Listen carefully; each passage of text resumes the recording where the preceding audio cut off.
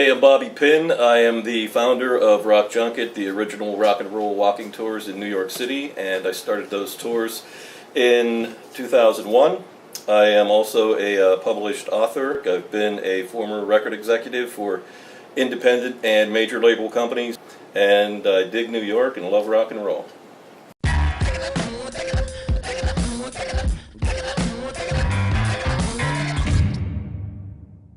Standing outside the entrance of the former Fillmore East here in the East Village in New York City. Although the Fillmore was only open about 3 years, it did receive landmark status recently from the city of New York. Of course, they mentioned the concert promoter Bill Graham, the amazing psychedelic light shows, and just a few of the bands that played here, including Hendrix, Janis, The Dead, Led Zeppelin, and The Who. Outside of the Fillmore, a local artist has decorated this pole. He goes by the nickname of Mosaic Man. And a lot of times after The Who would play, Pete Townshend would break his guitar on stage, and Bill Graham said, you know what, the family thinks we should give a piece of that guitar to Mosaic Man. See what he does with it. Mosaic Man cemented it right underneath the Who sign right here. Gotta love Pete. Oh! I think that was a bad idea. I think most small dogs gravitate to that area. Whew. Oh. Hi, I'm Jane Marks.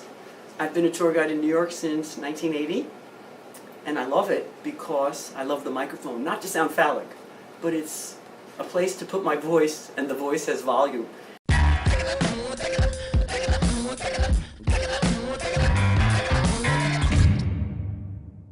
behind me is the reunion, where November 26, 1909, Clara Lember, a Ukrainian immigrant, spoke in Yiddish at the podium and advocated a strike, and 20,000 people followed her. So she's known as the woman who read 20,000.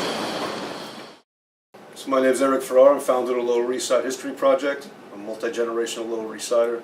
My family's been in Little Italy since the 1890s. I'm also a professional author and a movie and TV consultant.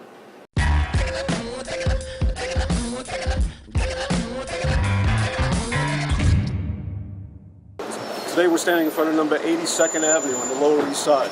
This was the home of Joe the Boss Masseria, Prohibition-era kingpin. On August 9, 1922, he was coming out of his door, and he was ambushed by two guys who fired 4 shots at near point-blank range at the side of his head. According to witnesses, he ducked each shot in a row. He ended up surviving that hit attempt with 2 bullet holes through his straw hat. The very next day, he arranged to have the shooter killed. The person he ended up hiring was a guy named Salvatore Lucania, who would later become known as Charlie Luca Luciano. I started the organization back in 2001. When we first started, there were only a few companies doing tours in the neighborhood. Now there are dozens of them. A lot of them are commercial companies. They have no idea about the subject matter, no connection to the neighborhood. Most of them are not even from New York City. They basically buy my books or go on Wikipedia, make a bunch of cue cards, and go around, walk around the neighborhood. So as a local, we like to harass them. Bobby Pinn, I don't even think that's his real name. He does these rock and roll tours. We were doing the rock tours years ago. But we ended up having to stop them because he's taking all the business. Yeah, I mean, look, I know Eric, you know, big deal. The guy grew up in New York City. He thinks he owns the damn city. I don't even know if he's a real musician. Look, I play guitar. I've worked in the music industry for 25 years. It's what brought me to New York City. When I started out as a tour guide in 1980, there were 4 big ground operators. And it was pretty special to be a tour guide. Now, everybody and their uncle is a tour guide. And everybody and their uncle thinks they know the city.